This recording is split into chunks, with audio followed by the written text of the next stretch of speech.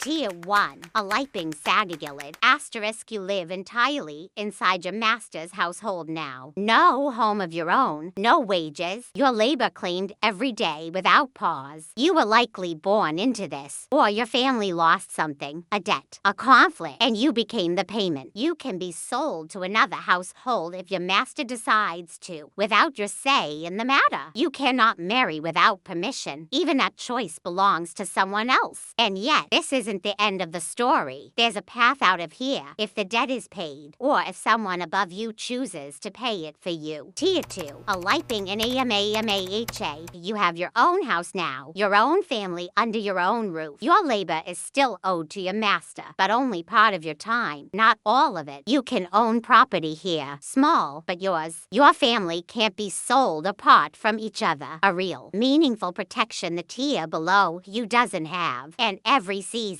you work a little closer to paying off what's owed, closer to a version of your life that finally belongs entirely to you. Tier 3. Timawa. You are free now. Free to choose your own work, your own spouse, your own path. You can even own an Aliping of your own if you're able to. But freedom here comes with a price. Literally, you're the only class required to pay tribute upward. When the Barangay goes to raid or defend, you go with them, and the tattoos on your body will record every battle you survive. You've climbed further than most ever will. But above you, an entire aristocracy still exists that you were not born into. Tier 4. Maharlika. You are a warrior now. And unlike the Timawa, you don't pay tribute. You pay in blood and readiness instead. You prepare your own weapons at your own expense for a barangay that depends on you to defend it. Your tattoos have climbed higher on your body now. Chest, shoulders, each one a record of a raid you survive. The community doesn't just tolerate you, they revere you. You could even leave for another barangay entirely if you married into it, though your current Datu would expect payment for the privilege of losing you. Tier 5. Babaylan. This path doesn't run through the warrior's ladder at all. It runs somewhere entirely different. You mediate between this world and the spirit world, a role most often held by women. Your ceremonies can last for days, music, dance, offerings, trance, as much a gathering for the whole community as a religious rite. People come to you for healing, for counsel, for the parts of life no warrior or noble can actually solve. You hold a kind of authority the ranked ladder doesn't fully capture, respected by everyone, from the Aliping to the Datu himself. Tier 6. Maginoo. Born into this, the Datu's family, the nobility of the barangay. You pay no tribute. You own land and gold, worn constantly, marks who you are before you say a single word. Your role isn't only political. You often carry a semi-priestly weight too. Your bloodline tied to the ancestral spirit the community honors. You help uphold the customary laws of the barangay, laws that carry real religious meaning, not just practical order. This is a life of real comfort, but comfort here was never separate from duty. The community